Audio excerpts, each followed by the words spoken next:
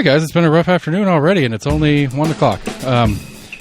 Chris Davis is with me. We're going to look back at the election that was and look forward to the election that will be, and talk about some other stuff. I'm going to do my best to get him to editorialize as much as possible because we know how much he doesn't like that. But we're almost in agreement at gmail.com. Find us on Facebook, on Twitter, on YouTube. Go to our website, almostinagreement.com. While you're there, you can check out the Election Guide 22. I don't have a ton of stuff on this upcoming November race. But if you want to see references on who was in the election, all the August stuff's on there for sure. Go to your favorite podcast provider. Give us a like, share, friend, follow. Tell your friends about us. Check out the other podcast that I produce, the Compass Points podcast with the guys from CompassKnox.com. They're way better and smarter than I am at any of this stuff. But, whatever. So we're going to let this intro play out, and me and Chris are going to chat.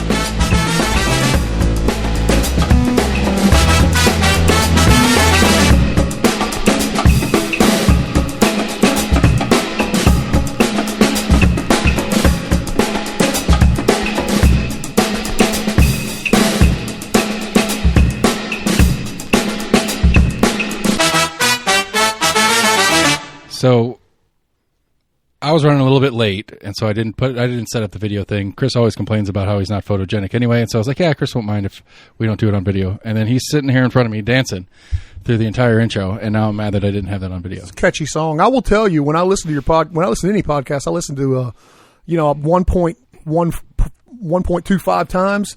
So your intro song is a lot. I'm used to dun, dun, dun, dun, dun, dun. It goes a little bit faster. I can't do that. How do you? I've tried it on a few shows because there is a lot of stuff that I want to listen to, and like I've heard about people doing that a lot, and it's just I do it to all my podcasts just because I don't have time to. I'm listening to. I've got tons of stuff to do, so it's like everybody else, right? I get it. I'm just like I can't. It's just. I mean, the technology is really cool in that it doesn't pitch up. Like in the old days when you run a tape fast, it goes, and now it's like it stays normal. It's just and I actually know the text part behind that, and I could do that on here if I wanted to. That'd be fun to mess with you. We'll release this. You sound very slow right now. I'll release this episode, and I'll format it to be 1.5 times speed on the release. So when you run it at 1 1/4, I don't know where the math is, but it'll be like at 1.75 of reality or something like that. It'll be fun. Yep. Anyway, so we had an election. It happened. We have another election coming up, and that's kind of what I want to get you on to talk about a couple of different things. Looking back, as far as some of the analysis of like what are the real takeaways from this election, as much as you can. I know, again, I joke about trying to get you to editorialize, but you're pretty good at not saying what you're not allowed to say when you're not allowed to say it, kind of thing. But I mean, the big one to me is like, so what was total turnout? The mayor's race was 50 something. Yeah, right around 50, 51, something like that. They're on cumulative report. Total turnout is 55. Going to be 830 something. We added about 14 provisional ballots, I think it was. So whatever you see up there on that. Right, the mayor's race being the most likely to catch the most of the set. That or governor, but probably mayor because it was contested. Yeah, probably so. Yeah, well, let's see here. Yeah, and it'll be down farther if you're looking for mayor. All these special people that we pay to elect the committee chairs, which I think's pretty gross. But I'm a anti-party person, so that's how that goes. But so, all right. So the Compass guys on their show on Friday we were talking about it, and compared to the standard comparables 2018. Which we had about 70,000. 81,000. But then when they went back and were talking about it further, they said this 50-ish is kind of more average over the similar. So the 2016 and the 2010 races were more in line with the 50, 60,000 range. Probably so. You know, what people forget about 4 years ago when people talk about 81,000, it was a good turnout. You had an open governor's seat, an open U.S. Senate seat, an open House of Representatives seat. And as somebody, I think it may have been Jesse and Scott pointed out, you had a local candidate running for governor in Randy Boyd. Right. And of course, Burchett, I'm once again not editorializing, but obviously a very popular figure here. That drove turnout a lot higher. Here, you had an incumbent governor, you had an incumbent U.S. House member, and U.S. Senate wasn't even on the ballot. And when you combine all of those, it's like the excitement level that you had in 2018 just wasn't here. So then it would be more fair to almost go back to the 2014. Yep. As a comparable because of what is and isn't on it. Yep. Because that's the unfortunate part to me, and this is me editorializing, which is all I'm going to do all show. Cool. That's why I listen, by the way. Well, it's what drives me nuts about it, because I think this is the reality, and I think this is what we will do the entire time hinting at, is that turnout sucks.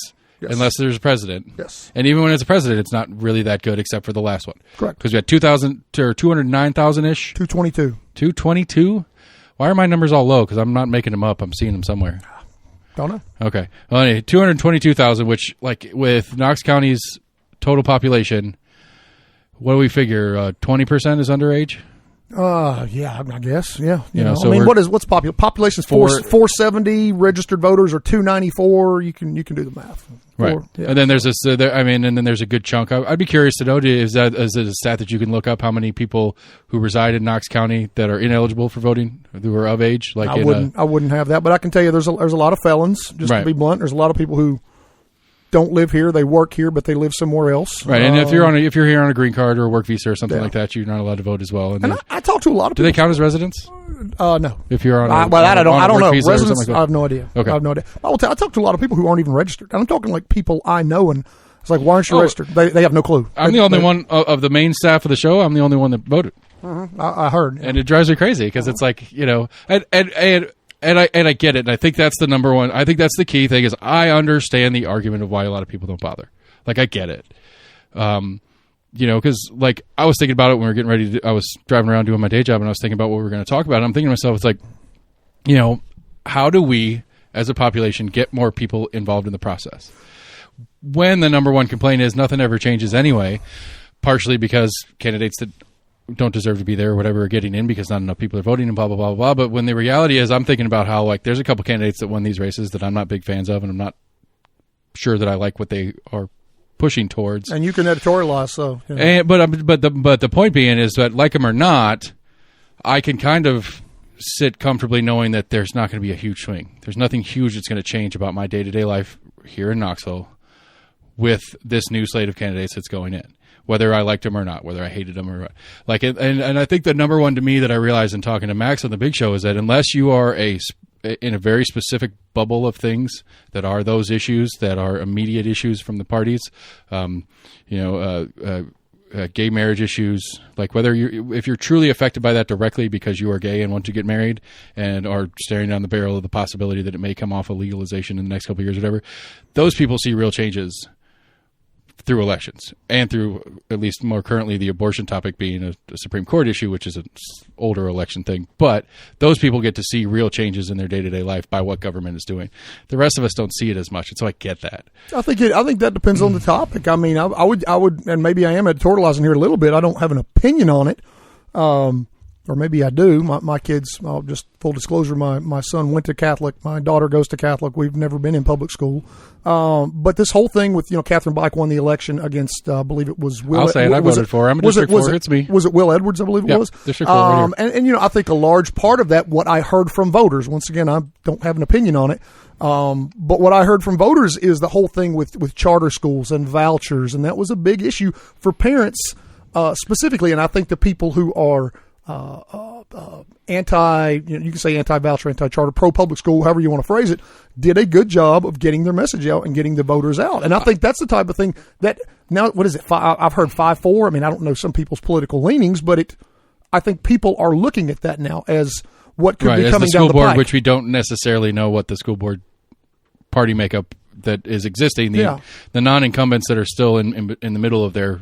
But the bottom line is you mess with people's kids, or the perception that you're messing with people's kids. That'll get people out. See, but that one bothers me too, and that the school board doesn't have anything to do with whether vouchers. They have a little bit of charter, a little bit of play over whether charters can and can't exist. But for voucher's sake, the school board doesn't have anything to do with that. They either deal with it or don't. But as a parent, conversely, as a parent, who are you going to be more likely to be able to bend the ear of, get to talk to? The influence makers, if you will. I get into match years with this all the time too, and I hate that. I like Catherine Bike, and I'll say it on the record, and I've already said it a couple of times. I voted for Catherine Bike in District 4 because that's where I live. But I don't think that, let's say, whether it's Elaine Davis or Greg Kaplan takes 18, or Senator Massey for that matter, it offends me as a citizen that their word is more important than mine to my direct representative. Because, Catherine Bike, for example, she's under Massey currently, as well as she is under whoever wins this 18 race. So again, currently Manus. So if she goes to Manus, she should have she shouldn't have better audience with Manus than I do. I don't think that's appropriate in the system. I understand that it is. and that's the way it works. But I don't think that's appropriate because, again, while I agree with you 100% that the voucher and charter conversation made a difference in how many people turned out and voted for who in some of these school board races, at the end of the day, Catherine Bike or Will Edwards is not going to install vouchers, cannot vote or do anything to stop vouchers from coming if they want to. That's not inside their wheelhouse. And so to me, we're electing them as a second-tier representative in that argument. It's not directly in their wheelhouse, but don't think that the legislature doesn't have communications, input, influence from those folks. And the school board has a lobbyist, and they get to pick what the lobbyist pushes for them. Which again, I think as a citizen that is the part that bothers me in it, is that we're now looking at I'm electing Catherine Bike to vote on an issue that the school board is going to put onto their lobbyist to put onto my state representative. Why can't I just say to my state representative what I need to say to them and they react accordingly? And that's a systematic issue. I understand lobbying exists. I understand those things, but that's the part that offends me about it. Well, I think about it. What you talk about when you say, that's why people don't vote. Maybe that's part of it. They feel as though they're not being heard. Right. I'll give you something that bothers me. I went and did 2 talks this week to an Optimist Club and a Kiwanis Club. I talked to a combined 47 individuals in those meetings. And I asked this one question out of all of these 47 people in these 2 meetings. I want you right now to tell me who represents you on city council, school board, county commission, state house, state senate, U.S. House right now. No matter, and out of 47 people, 1. And the one person who did it is a former county commissioner in the 5th district. Right. That's it. I can do it. Out of 47. I would hope you right, can. No, I agree. Like I've made that joke with people, with candidates, or with sitting elected officials, that it's like, we could go walking down the street. Let's go walk down the street and knock on doors and see how many people know who you are. Yeah. And you're their representative. But I think that's part of the whole, is it the chicken or the egg? If you don't know them, you're not going to vote for them.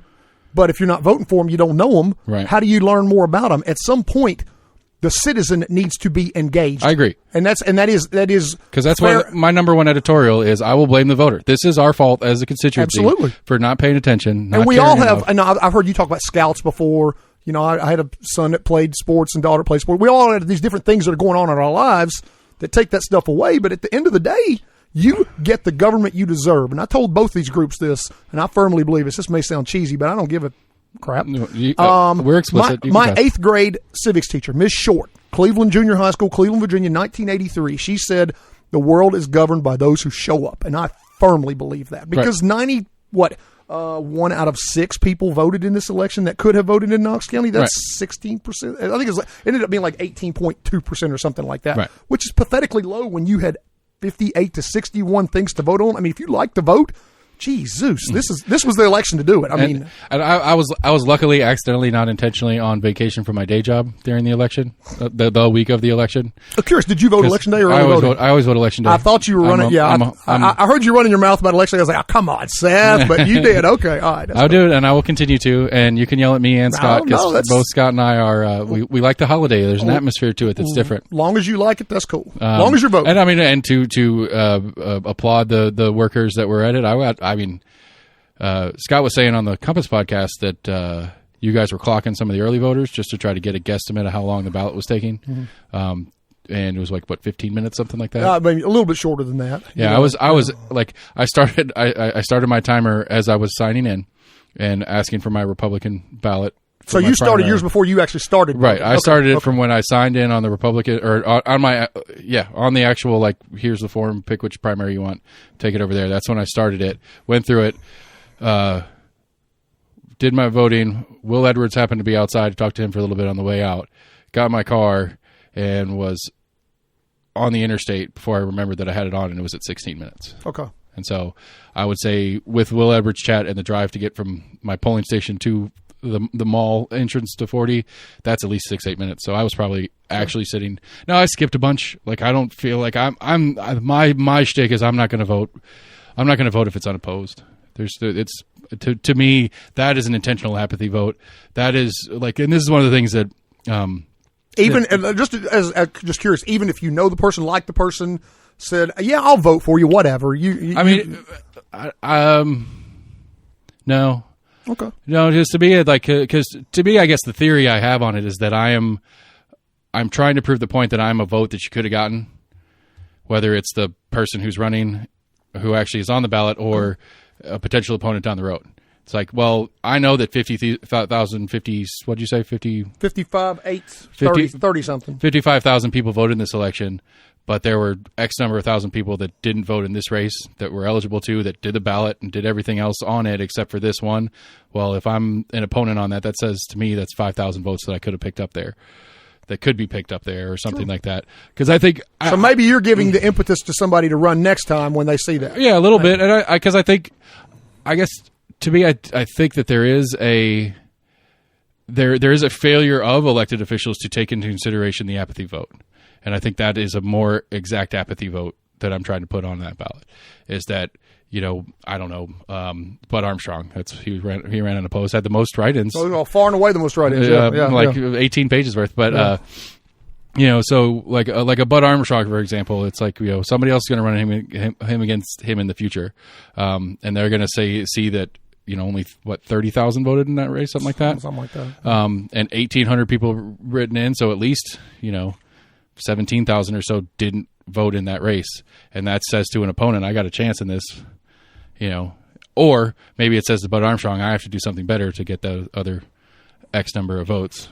That's 8 years down the road. That's right. Problem with judges is they're on there for 8 years, and so right. But Max on the Big Show, he's in District 7, and so District 7 school board or state senate, county commission school board. What is he? Where does he live? He's in it's county commission. County commission school board. Okay. And so it's like he had the Steve Triplett Dominique race, but for county commissioner it was an unopposed race. And so again, to me, same thing. If I was up there, I would have skipped that one. Even if it was Max running, I would have skipped it. Wow. Because I think it's to me that says more, like, because I've been thinking about this and I talked to Matt about it a little bit. Okay. Go ahead. That begs a question, because I've heard you say, and I'll be honest with you, I don't remember of slips and sin, but you're thinking about maybe running for an office in the future. Maybe whether it's tongue in cheek or not. I have floated 18. That's on the topic for today too. Sake of argument, you're unopposed. You vote for yourself? I mean, no. I don't know if I'd vote if I'm on the ballot. I feel like that's kind of weird. You wouldn't vote for anything if you're on the ballot? No, I wouldn't vote in my race, regardless of whether. Why is that weird? I don't know. You don't believe in yourself? No, I just feel like it's like, well, it's duh. It's a gimme. Then go ahead and take the gimme. That's interesting. Okay. I mean, maybe I'd write in myself just to be funny. Okay. Because I was thinking about that, because we were talking about, again, Compass guys were talking about it on their show this week.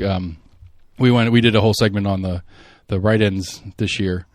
I listened to that yesterday. They made a point of there's the process to it. I had Carrie Keeling on in the 20 race, because she was running. She ran against Lafferty? Write-in against Lafferty, yeah. And so that was a really fun. That was one of my favorite interviews of all time, just because she had gone through the process and explained the whole process to me. It had nothing to do with her campaigning. Can you hear? Absolutely. Okay. It's that whole process of, and so I did want to ask you when the cutoff is for this election in November for a write-in. For a write-in candidate, 50 days before the election, and that's going to be roughly the end of September. It could be 27, 28, 29, somewhere in there. As long as you get it in there by... I'll just say the end of August. Yeah, it's end of September. End of September. Like last week of September, I'll put it that way. I'd have to look at a calendar, but yeah. Election day is what? The November 6th? 8th. 8th? Yep. So that's 8 plus 31 in October, so that's 39, 11 days. So September 19th, maybe, something like that. Yeah. Okay. All right, because I'm joking about 18, because I'm not happy with what like, I liked Manis. I wish Manis would have decided to run again. He probably would have gotten primaried out anyway, but I don't like my options for 18 across the board. I haven't had Elaine in yet. I do want to talk to her. I do want to have her on the show. I have reached out, but I just don't. I'm not. I'm at the point where it's like, well, shut up or do something, and so I guess I better do something. And so maybe the chance is, if you become a certified write-in and you don't vote for yourself, you may not get a single vote. So just think about that. I already got one vote for mayor this year, so I've got some votes for me. Okay. I got one vote for Farragut alderman. Actually. Oh, yeah? So yeah. Congratulations. Yeah. Can you run for office in your position? Absolutely not. I do find that interesting too. I was thinking about that. We got Randy Smith outgoing, and he's in the county third district, right? County commission. But he's outgoing, but he is currently employed by the county. Correct. And then Biggs is employed by the county. Yes. Is there anybody else off the top of your head?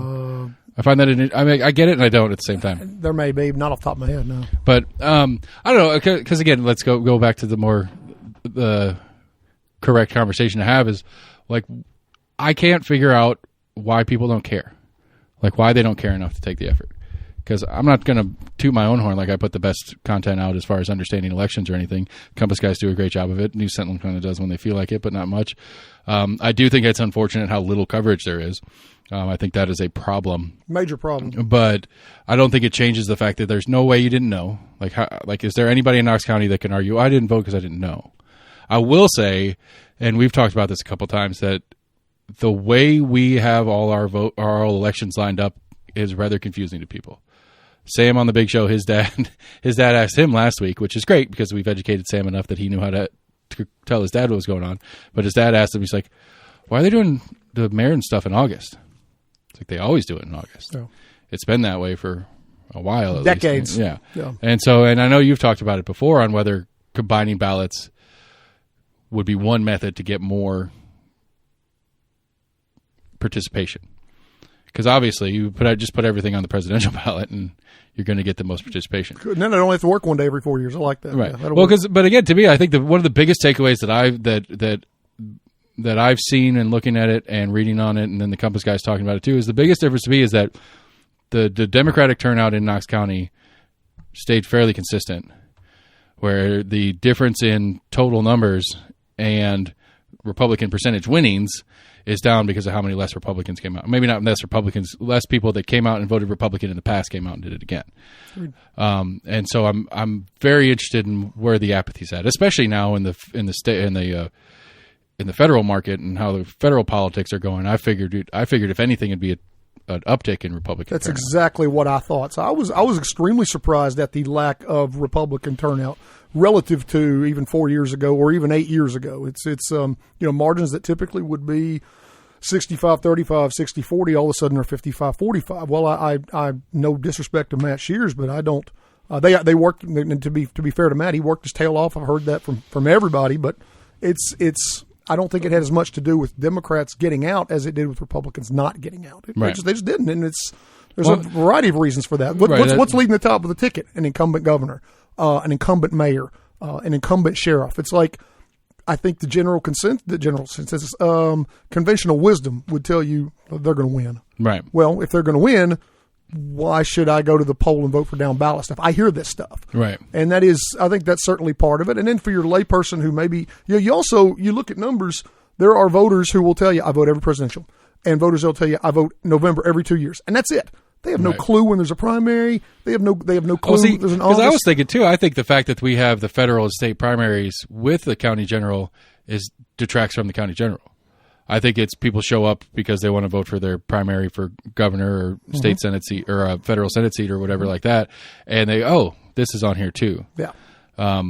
Which again, to be the focus and attention of the general public, and again, I'll blame it on the general public, on a Trump Biden versus a Jacobs Helsley. I always try to say her name wrong. The focus is backwards to me. Like I think it should matter. I don't know where that happened. That it became that everything is federal. Everything is a federal election. And like I remember talking to Tyler Gibbons about it when I had him in here. I was like, does it concern you that the distaste for Biden right now is going to affect your chances if you win your primary? Yeah. Which realistically, as we're talking numbers, it probably doesn't seem like it did that much. But I think it definitely is going to impact Mark Harmon coming up in November. I think it's going to, and any of the federal races are going to have real impacts. But I still think it happens locally too. Absolutely. And I think that's unfortunate. I think it's part of the problem with the parties to me, which is why we need more or less, maybe zero. Well, I would like to. The more I think about it, I'd rather either have city style open, everything's open. There is no, it's just top two, move on, or I'd like to go to a ranked choice system personally. Cool. I think the biggest thing that I see, though, Seth, and I know I don't know how active you are on social media, but I know you're on social media occasionally, and you've talked about some of the, I won't say fights, I'll say interactions you've had with folks. I usually am the fight, but yeah, go ahead. Yeah. But that's people's method of voting in today's world, Seth, is getting on social media. They don't go to the ballot box. They get on here and they bitch and complain and piss and whine and moan on social media. But they don't show up at the ballot box. I do find it fascinating the idea that being a complete asshole to somebody because of who or how they lean as far as voting goes is somehow in the mind of the person being the complete asshole the way to get them to vote for the person they want. Like, that drives me crazy. There's a handful of them out there, and a few of them that I will call out eventually, but I'm not going to do it today. But it's like you're an idiot, you're an asshole, vote for who I want you to. There are a few gadflies that I notice all over local social media. Not, it is. Right. No, you're right. It's very much also. It's both sides, but it's just like, and it's like I try, like I know I come across as a dick, and it's fine, but I usually according to who? No. What you're being far too hard on yourself. I guess that's one of the problems. That is one of the problems I have. Let's make this show about me today. Is one of the problems I have is like I will get into back and forth on a chat, but you don't strike me. I mean, I'm not sucking up to you. But people say that to me that you don't strike me as disrespectful. You're just stating. There's a lot of people who are disrespectful on some of these but papers. that's my problem is that one of the things that I say a lot, and people probably one of the things that people make fun of me most for or call me out on most for is they say I'm coming in with bad faith when I say I don't understand, explain. When the reality is I don't understand, explain. Right. Like, I there's a lot of things I don't understand, and I've spent a long time trying to figure a lot of things out, and I still don't understand them very well. Like the school teacher fight, this is a big one, one of the most recent ones I got in about teacher pay and all this stuff, and going back and forth on it. I was like, well, help me understand, and then I did poor math, and then I got reamed for it. It's like, I did the math wrong, I'm sorry. But then it's, you didn't do the math wrong, you're just being an asshole. It's like, all right. But I think it's like, I don't understand, like, because one of the people I invited him on the show, I said, hey, come on the show, let's talk, because you have some opinions, and I think we'll argue on the show, but we can be civil and work through some things and understand some things, and you can get some points out that you want to get out to my audience. It doesn't bother me at all. And it was like, I'm not going to be civil with you. It's like, why not? Why not? Exactly. Why would I think a lot of these people want to be, and I am editorializing here a little bit because I do read some of this stuff occasionally. They want to be victims. They'll say something to you, but they can't say something back. And a lot of these people, frankly, I'm going a little off script here, but they just haven't been punched in the mouth. I mean, seriously. That's great Mike Tyson quote. Because people will say stuff, about us or about me online. I have yet to have the first person say it to my face. And that's just the reality of it. Right. And it's not, I just think there's far too little civil discourse face to face. I'd love to have some of these people on your show and listen to them. This is the best. That's one of the things that bothers me most is that, like, the fact that I have a Nick Cipro on and a Matt Shears on in consecutive episodes or something like that. Oh. Well, I saw you had Nick on, so I'm not listening to you. It's like, I have Matt Shears. That's your guy. Yeah. And then the opposite is you had Matt Shears on, so I'm not listening to you. It's like, well, I had Gloria Johnson on. And realistically, if you're a Gloria Johnson fan, you need to listen to the pause episode that I'm trying to schedule right now, because that's your opponent. You need to figure out what's actually going on here. Absolutely. And whether there's any grounds that you could maybe agree on. Come out of your silo. How about that? Even if you disagree with them vehemently, at least hear what they have to say. And it drives me crazy because it's the biggest mistake I've made in this show is to not be partisan, because I alienate both audiences. No, and I think I can't tell you anywhere else where I totally feel as though it's nonpartisan. I mean, I can't. I agree with you. Even with Compass, and I love those guys. Compass does a fantastic job of reporting, but it's just. You get on I'm sure you've been on their Facebook page a million times. I'm on there about once every 2 weeks just to see what they're saying. And it's like, their audience is certainly a strong left-leaning audience. Yeah, absolutely. And actually, Ed, I don't know if it's polite for me to say this or not, but I will anyway. We were talking off air while we were recording last week, 2 weeks ago or whatever about it. And it's like, well, if you are reporting on a negative thing that the government is doing in a strongly Republican county, you're going to come off left-leaning. Even if it's just accurate potential reporting, it's just that you don't have a lot of elected leadership that's on the left to critique because they're not there. And so I think I agree with you, though. I agree that they have a little bit of, and maybe it's not a full left tilt, but I think they do definitely have, their audience is definitely a stronger left audience. Yeah. That's maybe the more accurate way to put it, because I don't think they do. I think they do personally on certain things, and they're not. I think they're all over the place on actual specifics as people, but as a business, it definitely is more attractive to a left audience. Yeah, I guess is a better way to say. But their reporting is outstanding. I think so too. And I thought it was a kick-ass move that they took all their election stuff outside the paywall. So all of those out there that would like to try to get some real coverage on any of the elections, other than me, they could get it from them. Because again, I don't know that I saw any real coverage on News Sentinel, I watched a few of the episodes of the Sunday morning show, the local Sunday morning show, where they had which I appreciate that they got full slates. So they had all the people running for 11 or all the people, and they had a whole day of, kind of forum style with all the candidates for a particular seat. But I don't know. I'd be curious to know what their numbers are. Yeah. As people as actually watch that show, I would love to. Let me ask you a question. Your other three buddies, Max and AC and Sam. None of them voted in this election, correct? To my knowledge. Okay. I know 100% that Sam and Max didn't. I have not gotten AC on the record on whether he did or not. Why? Well, that's what I'm saying. Max gave me it's not what's different tomorrow than today when I do or don't vote. Okay. That was his. Sam didn't early vote and he was out of town on election day, but he knew about early voting. He has no excuse. Okay. And I think I'd say him and I don't mind throwing him under the bus. Sam is a left leaning person, and I want to say he would be County 9. South Knox. And so he had a good school board race. Yep. A close school board race. Yeah. I mean, very close. I mean, 89, something like that? Under 100. Yeah. And so I think there's a couple things about where he is at in his personal life that he doesn't put forth the effort for it. Mm. I mean, he doesn't have kids, and so as much as I will argue to death that schools are not about whether you have kids or not, it's about the kids that grow up to, put in your catheter when you're old. That's what the school system. Lovely thought. Yeah, right. I'm just saying that's what the school system's for, is to get that generation of people who do the business that keep you that ultimately get you your catheter. You put a lot of thought into this. I'm just saying that was the first. The whole 6 seconds of thought I got to stumble through that sentence and get to catheter is the where I was going with it. Great, but yeah, I mean, it's supposed to be an investment in the future, and I get that. But I think I mean, he doesn't have an excuse in time. I don't know. We got a show tomorrow. I'll hammer him on it for you. So that's an interesting argument to me about the not having kids, because my kids have never gone through the public school system, but yet 63 cents of every tax dollar I pay in property taxes 72. go to Knox. Whatever it is, it's a high percentage of those dollars go to county schools. Oh yeah. Why would I not want to have a say in that? Right. Exactly. I mean, whether I have a I mean, you should be pro voucher for that matter. You get a kickback on your. Well, and it's funny. I don't editorialize, but I will tell you that my issue with vouchers has nothing to do with the current legislation. I'll just leave it at that. I better be careful. I'm not going to talk about vouchers. I think that there is I think there is a collective distaste for how the schools are going. Yeah, I think that is a fact. I agree with that.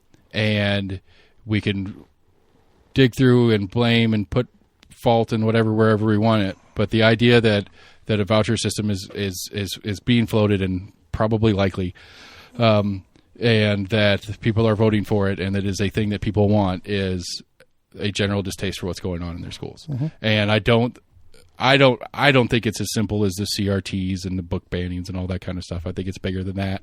It's just easier to boil it down to. Mm-hmm. But I don't know. The more I've done, the more I look back at my years in public schools, which were not. Most of them were not in Tennessee, but the years that my kids have gone through the school system, I'm not particularly proud of the product that they're creating, and I think there's a want for something to change, mm-hmm. and I'm on board with the conversation about it. Yeah. I don't like. I think there's some weird stuff like they're talking about taking. I think it's appropriate to take the school board's ability to permit a charter school away. I think it's stupid that the competition has a choice on whether you come into town or not. Mm-hmm. I think that's dumb. I don't know what the correct incentive is. I don't know how to play the game, but I think that status quo is the biggest problem in schools. Well, I think one of the biggest problems in schools, frankly, is a lack of civics, or obviously enough civics. Right. Because think about the fact that what are there 58,000 kids, give or take? I think I read 50. So you're going to get me tinfoil hat if we keep going down this hole. 58 to 60,000 kids in Knox County schools, and 58,000 people total voted. And when the average age is probably older than the average parent, then where are all these parents who, in theory, should be concerned about their kids' school? I went to a school board forum, and I want to say that my 40-year-old ass brought the average age down to 60. Yeah. So it's a lot of grandparents, not parents. The handful of people that were there, I would say, not including candidates, I was one of few people that had hair color. Wow. In the room. That being said, Matt Shears was in the room. He still got hair color. Yeah. And then Jack Vaughn, one of his, whatever you want to call it, workers, employees, I don't know, whatever the title is, was there. And Jack was on the ballot, I think. He was on the Democratic ballot state executive committee, maybe?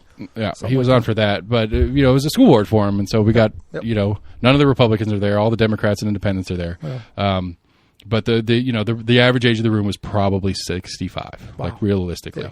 Again, taking out me because I was there as much as a media person as I was a voting citizen, and then Matt and Jack and bringing those guys in to bring the average down. So I think, and again, I think that's universal. I don't think that's just a school board thing. I mean, that's what you're saying is that I think the average age of voters, probably 50? Oh, easily, if not higher. One of the things I do, particularly during early voting, is every day I can see who's voting and when and where, and I just look at the birth dates, and 3/4 of them at least are before 1969 when I was born. I'm 52, and it's like, I mean, sometimes a lot of it's 30s, 40s, 50s.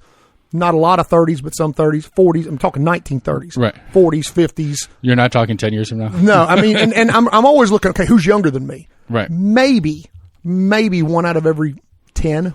One out of every 9, whatever it is. See, but I think that's one of the results of the school system issues at play is that we got under this when I had my lawyer buddy on the show, and it's like the idea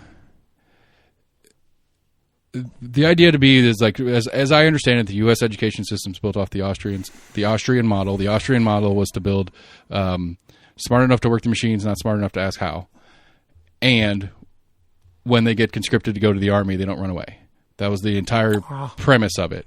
And so, to me, the way every public education system is ever going to work is going to be, it is not in our best interest to have you understand how we do what we do. So we're never going to teach that well.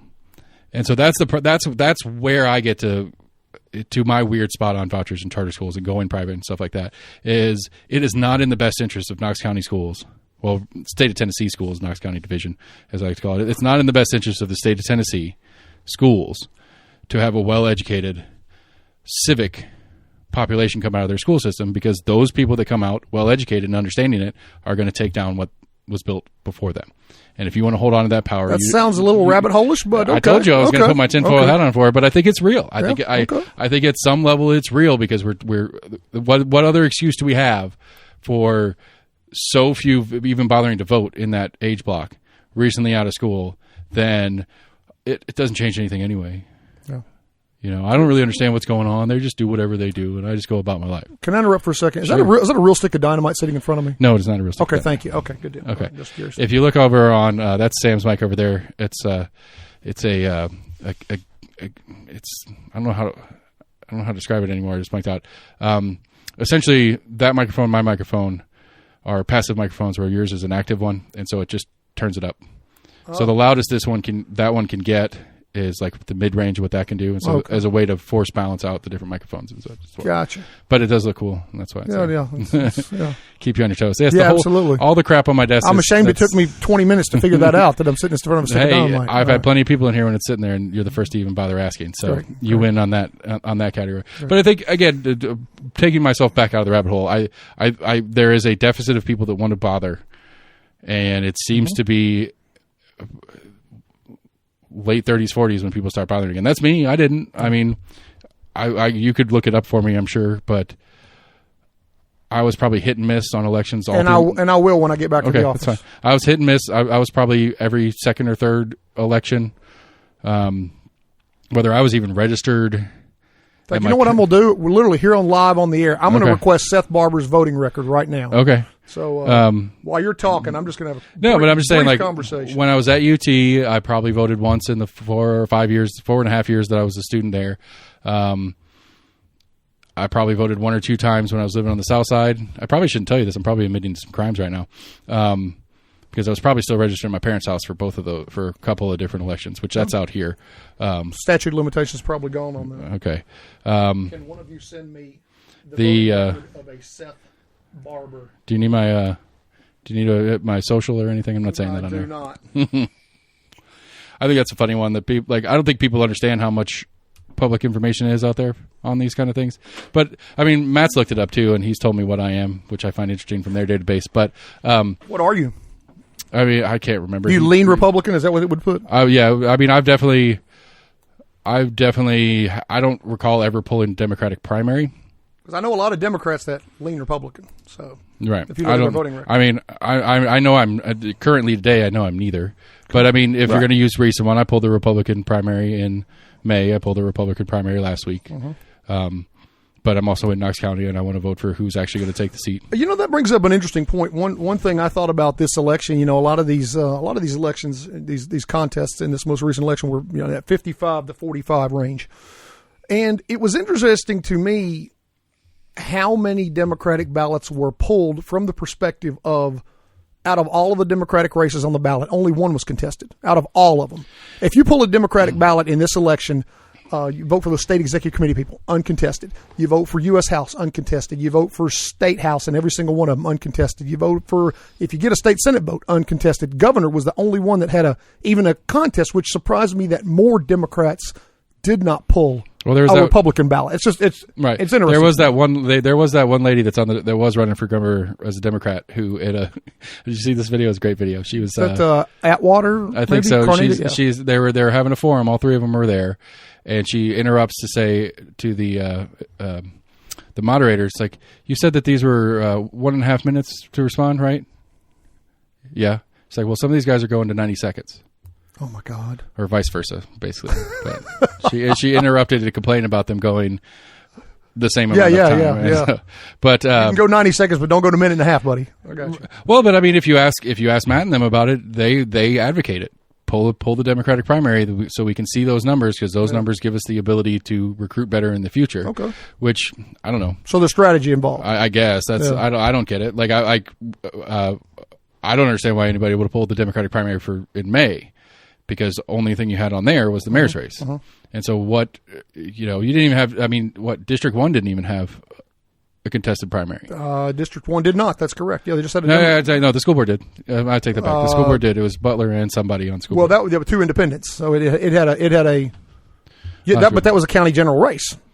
You know, so it wasn't. That was in August. It was a county general race, so you got to vote for the Democrat anyway. Yeah. So anyway, but yeah, I don't like why. Like I don't understand why anybody would have gone out in that May election and pulled the Democratic primary. It doesn't make sense. Yep.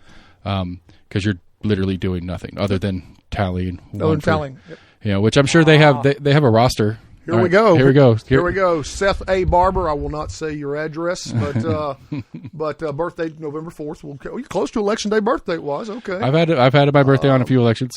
And I will say really screwed it up when I was in school. In your current, you have voted since 2000. You have voted in 5 Republican primaries and 2 Democratic primaries. Oh, I have. Cool. If I'm saying this right, August of 20, and then I pulled the Democratic primary in August of 20. In August of 20, and then March of 2000.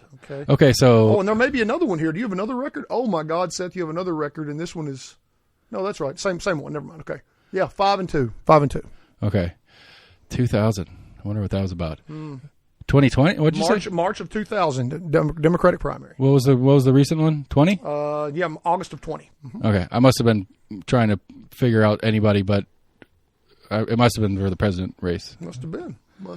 Yep. Because that's the only thing that made sense. August of 20. Yep. And I guess now that since you voted in the Republican primary, it's not on here yet, but you'll be 6 and 2 instead of 5 and 2. Right. So, yeah. But that's okay. So on that is all primaries or just everyone you voted in? Okay, so that would include the handful of May ones or March ones for that matter. If you voted in any, you voted in a March or May primary in 2000, 2016, 2020, 2022. Yeah, that's it for primaries, county primaries. Okay. Yeah. Sounds about right. Yep. I mean, I hope so. I don't remember. Yeah. I mean, yeah. The point being is that for that stretch of my 20s, I sure as shit didn't know who I was looking at, let alone, probably 2016. What was that? Yeah, that was 2016 was Gary Johnson. I think I voted for Gary Johnson in 16, and then I voted for George Jorgensen in 20. So I started my libertarian leanings started in 2012, 2015, somewhere there. So before your libertarian leanings, how would you? I'm actually thinking to myself, I might need to take the moniker off because Mayor Jacobs is not helping the Libertarian Party, in my opinion, at least from the local viewpoint of it, because I don't think he's done a very good job of being a libertarian. Which, whatever, that's his life. But I think there's a stigma on libertarians that I'm not really happy with, and I don't think it's necessarily accurate. But it's easier just not to carry the moniker than it is to explain why their interpretation of the moniker is incorrect. Because I just think, there's too many I don't know. The moral for me is I don't care. I don't care about the social stuff as far as who you're allowed to marry and that kind of thing. I don't care. And so if I don't care, who am I to say what you should or shouldn't do? I'm not a should'er. I don't like to should people. But I do care how the state spends our money and what they spend our money on.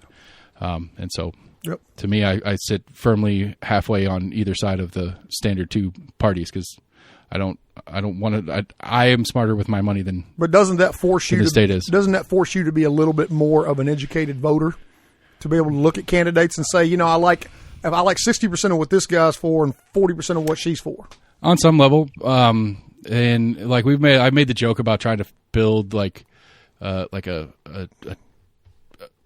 candidate file of saying like, on a 1 to 5 on this topic, on a 1 to 5 to that topic, and then take them and comparison and whoever scores more kind of deal. But then the problem is I would then have to rank which policy is more important to me on top of where they stand on said policy. So if like person A is a 1 on a policy, person B is a 5, but that policy is number 6 on my policy matters where A is 5 on this and 2. It's like it. I mean, to me, the main issue is that it's if we were to build said spreadsheet, it seems to be working out for the most part that candidate A is going to go down on their policies their way. There is no middle ground to either A or B candidate in the way we're working now. There is no, again, not to set you up to editorialize, but like I've been following the pause for District 90 Facebook page, and he's gone off on a bunch of things about how ineffectual Gloria Johnson is. And it's like, well, yeah, she's one of like 12 Democrats in the state. Of course she's going to be ineffectual. You can't sell that as a slight against her when any policy she's put forward loses, regardless of whether it's a policy that a Republican turns around and introduces and then it passes. That's just how it works because she's on that team. Mm-hmm. And so it's not a policy question. It's an ability for your team to overtake the other team. And it's like, well, neither team's okay with me if that's the game we're playing. Yeah. And that's my problem with it. Because I agree with you in the idea that it should be that I take maybe an a Manus couch from last election for 18 and go, well, here's where they are on policy A, B, and C. Well, I agree with this one on 3 and that one on 2, so I'm going to take this one. That would be theoretically the right way to go about it. But at the same time, if my 3 of 2 is couch, then the 3 things that I care about aren't going to happen either. Because Couch is the Democrat trying to go to the state and get anything done. And so I'd rather have a candidate that I like that, which is what I liked about Manus. And Manus broke party all the time, and that's why the party didn't like him. But I would also argue a little bit, and I'm once again, I'm not editorializing about anybody currently in office, but there was a guy in the state house here probably 5 years ago now, give or take, a guy named Rick Staples.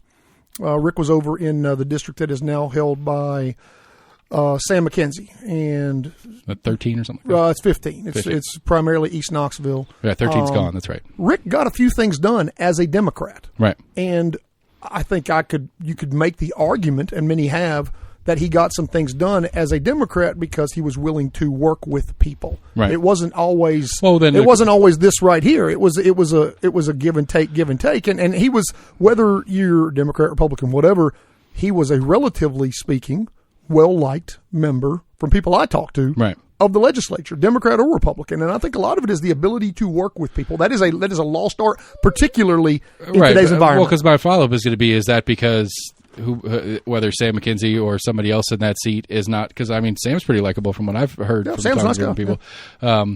Is it as much of the new individual in that seat that Staples isn't, or is it that the whole system or the whole game has changed to the more, it doesn't matter if you like him or not? Because I don't know. I don't know. And again, like we joked, I need to get sponsors for the show so I can go full time. But even if I did, like we joked about trying to do a spin-off show that is literally just state house bills. And so at the beginning of the year, we take every bill, figure out what it is, what it's trying to do, and make that an episode. And then as things change, update the episode. And like, I believe you had an episode, I want to say it was about a year ago, maybe a year and a half ago, with Becky Massey.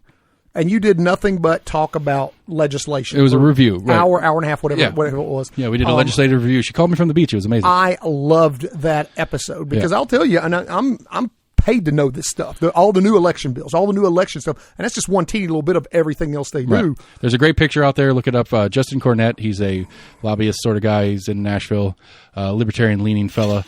He has a great picture of him. He's 5'11", and he is standing next to the Tennessee Code Annotated. So it's the entire library of Tennessee laws, and it is taller than a 5'11" man with his hand in the air. Good Lord. And the caption on it reads that this doesn't count other agencies like TWRA and their kind of stuff on that too. Yeah. And it's like, how does anybody function in a society this complicated? Like, how do you get anything done in your day-to-day life when that whole book, then that whole library of things is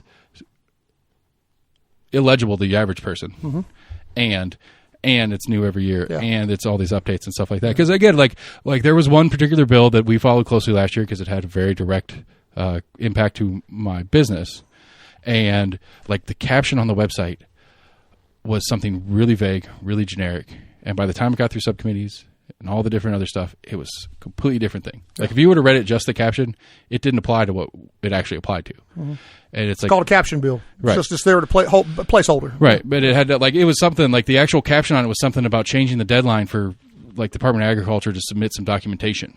And the thing in itself, it was talking about a complete ban of a set of products on the market right now. Yep. And so it's like, well, as a citizen who happens to be affected by this particular one because somebody smarter than me told me about it that wants to engage, because then I went and did. I called Sexton, I called everybody else that started doing the game.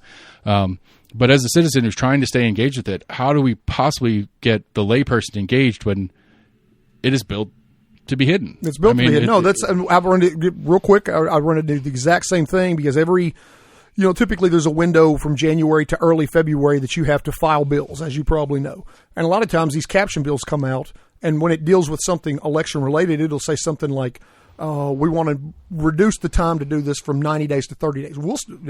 People in my position all across the state will start panicking. We'll call the state.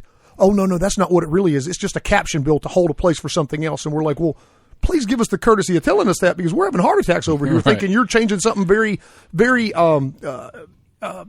labor intensive to a third of the time to do it. Yeah, but not just that, but it's crucial to what we do. Right. And it's like, no, that's not it at all. It's like, well, damn it, tell us that then, okay? Right. And every year, elections in particular, we have probably 100 different pieces of legislation plus that are filed that very few of them actually ever become law. Right. And I would bet, even though your legislature's probably, what is it, like currently like 78-22, 77-23 in terms of the House, probably half of all of your election bills are filed by Democrats, maybe more. Right. But at least 50% generally are filed by the Democratic members.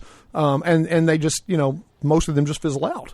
Right. But it's something I've always got my eye on, and I would imagine in your business you do too. Right. And I try to, and it's like, it's again, this goes back to the education conversation. Mm-hmm. Like if again, with my more conspiratorial rabbit hole version of it, is it's built to not produce smart, civic-minded people. But then you add up to the fact, like, because my running joke about why I want to run for 18 is that I don't think it's that hard. I don't think the actual job of what they do is that hard. It's not that difficult. It might be a little time-consuming, but I don't think it's that hard. But 4 days a week for 4 months down there at a minimum.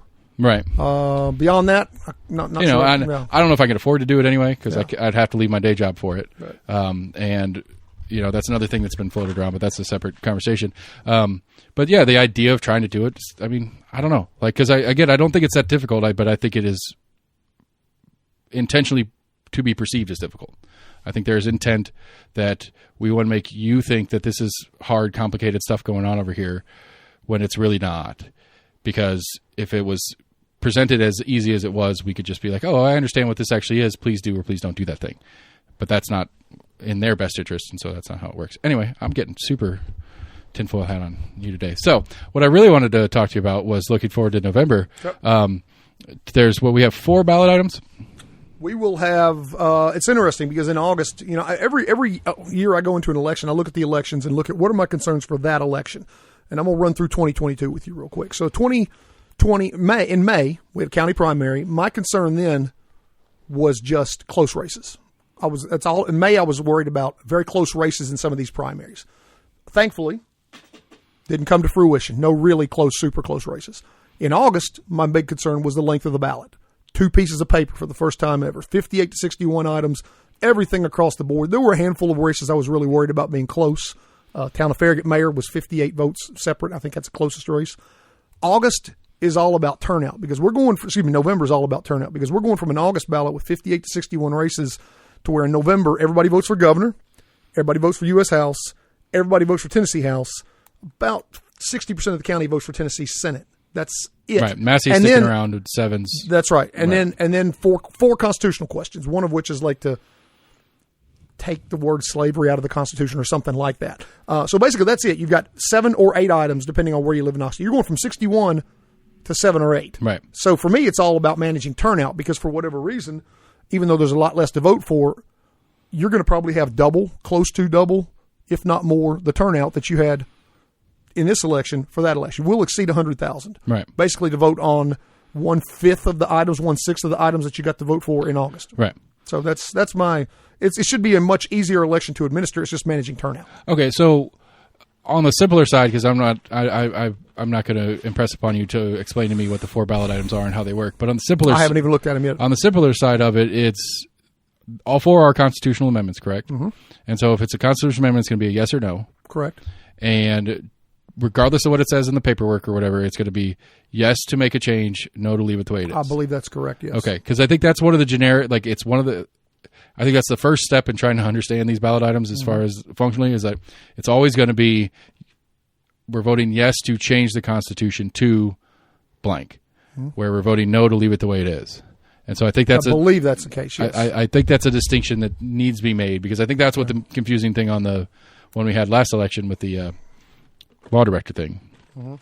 Because I guarantee you there's a lot of people that said, yes, I want to vote for law, or yes, I want to vote for law director, which yes is going to be, actually means no. Yeah. And so I think that's one of the things. It's all in how the question was written and who writes it. Yeah. Mm-hmm. Which the law director did, which is, and I get it, somebody's got to be the designated writer. Yep. And generally speaking, you don't think that person's going to be writing for or against themselves at any point where we figured out how to get there. That's all I had on the upcoming because that's what I'm trying to get either Manus or Massey to come in and go over the 4 ballot items with me and really help me break down and understand it because the slavery one's weird because to me, as I read it, as I understood it, is it still allows essentially inmate labor, which would therefore be forced labor, which would by definition still be slavery. Right. And then the big one apparently is one, which is something about the right to work. Yeah, and there's been a billboard on I-40 for 4 months. Yeah, and so again, as I understand it so far, it's something along the lines of whether or not they're going to allow or whether they're going to obligate employees to become members to unions upon hire.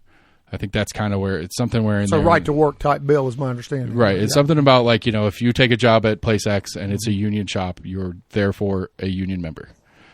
Where current standards would be you could go work there and you can decide whether you join the union on the other side. And so that's, as my understanding, that's the bulk of what 1 is. But 2 and 4 or 2, 3 and 4 other than slavery.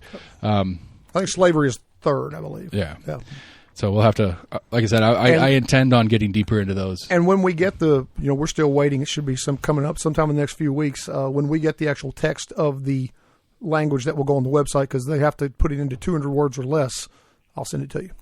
I would appreciate that because I want to. Like I said, I want to understand what it is because this is the actual small d democracy that I like. Absolutely, like this is the stuff that actually no, it's not going to significantly change my life tomorrow, but these are the things that this is real democracy at work where we're actually voting on a policy, not on a person to make policy. And there's actually one that is already going to be. We already know it's going to be on the ballot in 2026. I guess it's actually on the Secretary of State's website as well.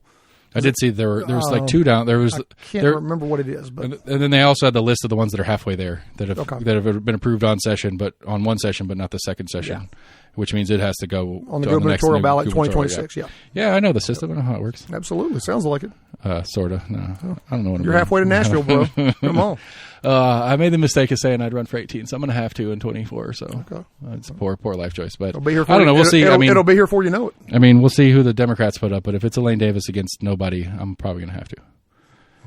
We'll see. Okay. I don't know. I need to get to know Elaine Davis better. But well, I will say this, and I don't think this is editorializing because other people have told me this. She got out and knocked on a lot of doors. A lot of doors. I've got people I know personally that nobody knocks on my door. Well, nobody knocks on mine either. But she got out. Supposedly, I've talked to at least a half a dozen people who, it's 95 degrees. She's out knocking on their doors in neighborhoods in 18. So that's interesting. Well, I've reached out to different people in the know and tried to get a hold of her because I'm going to try to get her on. So, and I got to work. I got a bunch of different people in county. Like she'll finish 18, so I'll have finished my district, but. I do want to do 90, and I'm trying to get Amanda and Zachary on, and leaving Carringer alone because he's unopposed. You ever talk to Justin Lafferty? Not yet, no. Nice guy. Cool. Nice guy. Cool. I look forward to that. But is there anybody running against Sam in 15?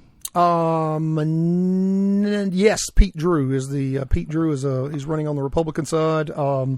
Pete is I'm not going to editorialize. He's been a candidate a number of times. I'll put it that way. So, well, I mean, eventually you're going to win. That's how Gina finally won a race. So, maybe, yeah. Yeah, that's how that works. Yep. All right, anything else you want to get out? Anything people need to be aware of in the November election as we get rolling to it before we forget about it? No, I mean, the one thing I will go out through and throw out there, because I'll get some people complaining, telling me I don't know the law when that makes me laugh. But Election Day is not November 1st. It's November 8th because the state law says it's the first Tuesday after the first Monday in November. So don't call me up on November 1st and tell me your polling place is not open and you're angry because because it's not November 1st. So we won't actually even start early voting till October 19th. So kind of late this year, about as late as you can go. So will there be early voting on Halloween? Yes. Monday, I believe, is when that is. So, are you giving out candy if you go in costume? Absolutely not. Probably like some sort of obligation. But if you come early vote, I'll make damn sure you get a piece of candy. Absolutely. Oh, me? No, I'm not. Yeah. Just because at this point it's a principal issue. I can't early vote. It's not allowed. Oh my gosh. Okay. All right. All right. Well, okay. We'll finish on this then. Hold on a second. All right. So, other than it's easier on you, how is it? Explain to me why it's easier for me to early vote than it is to vote election day. Well, number one, you can pick your day. Number two, you can pick your location. You can dodge weather. You can dodge work events. Now, you're your own boss, so at least I think you are. So you've got a little bit more flexibility than the average person. But, Seth, I get this call, good Lord, at least a half a dozen times every election day. Dog got hit by a car. Wife has to go to the hospital. Boss called me out of town. Yeah, I do remember. Got a flat tire. Whatever some excuses you can tell are legit. Some of them. The one I got 3 of them on election day this time. Got COVID. Can't go. Don't feel good. I'm not telling. Do not go to my polling place. I don't want you getting people sick. Right, because the polling people are all old, so you're going to kill somebody. And in particular, if you go on Saturdays, it's usually low turnout. You can get in and out in 5-10 minutes. Now, if you want to stand in line, that's cool. This is the problem. It's my perception of everything you're saying, other than a freak occurrence on election day. All the other parts, I've never had long line issues. We try to make it as easy as possible on election day, but when people call me up and they complain, I stood in line 35 minutes out there. What are you going to do about this? Pat yourself on the back. Be proud of yourself. You put forth the effort. I'm going to tell you to go vote early if you don't want to stand in line. So I mean, just like don't complain to me. But you put in the work, and that's important. Yeah. That's what you should be proud of yourself. To be fair, you're also an educated voter. You know where you're going. Right, and I know you're going to Rocky Hill. Right, I generally don't. I'm not going. I already know the answers to the test before I sit down too. So it's not like I'm reading through any of it. You're not wasting a lot of time. I will have it. I might write it on my hand. Yes, no, or whatever it is, just to make sure I don't get those confused. Because they're like, I will read it again the day of and get confused. You're the election day voter I like, Seth, but you are also you're the exception, not the rule. I'm just going to be honest with you. All right. So what Chris said is stop being stupid, vote early, and be better people. I don't think that's what I said, but hey, maybe you're paraphrasing. I'll paraphrase as best I can. All right. Thanks, buddy. It's good to see you. Always good to see you, brother. All right. I will try to describe how Chris dances while I do the outro, but I probably won't. So we're almost in agreement. Thanks for Chris coming out. It's always good to see him. It's not going fast enough here. Music got to step up a little bit. All right. See, now I'm having a hard time imagining the dance you did in the intro at 1.25 speed. It might be too much. He's a spry 52-year-old is what we're getting to here. So anyway, almost in agreement at gmail.com, Facebook, Twitter, YouTube. Go to our website. Check out the election guide. I will start working in some of the November stuff here shortly, especially on the ballot items, because those are the ones that I'm most interested in making sure that we understand what we're actually doing by saying yes or no. Go to your favorite podcast provider, give us a like and follow, a 5-star review, whatever it is. Tell your friends about us as well. We're just trying to grow the show, get as much info, get as much understanding, and help you guys understand how to vote. Not who to vote for, but how to vote better. So anyway, almost here, everybody. Thanks for listening.